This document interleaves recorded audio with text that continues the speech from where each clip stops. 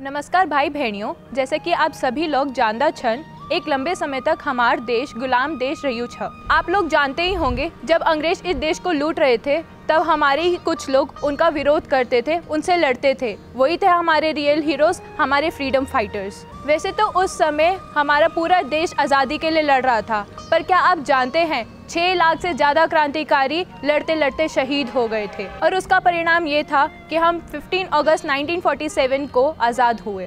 क्या आपने कभी ये सोचा है कि वो अंग्रेज 200 साल तक कैसे हमारे देश पर राज कर पाए?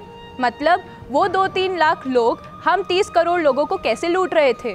इसका पूरा श्रेय हमारे महान शाही महाराजाओं को जाता है।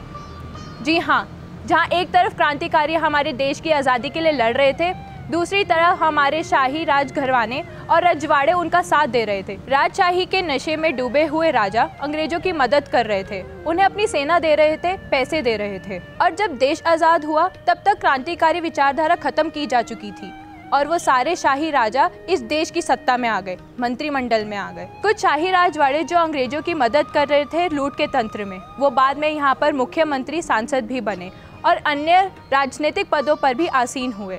और ये शाही राजघराने आज भी बड़े बड़े राजनीतिक पदों पर हैं और इस बार चुनाव के मैदान में भी उतरे हैं।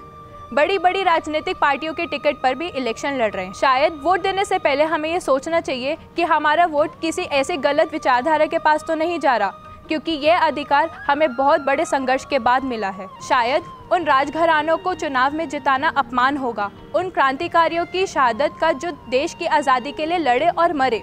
अब ये फैसला हमें करना है कि सत्ता उन शाही राजघरानों के हाथ में देनी है या क्रांतिकारी आदर्शवादी भारतीय विचारधारा के हाथ में। धन्यवाद।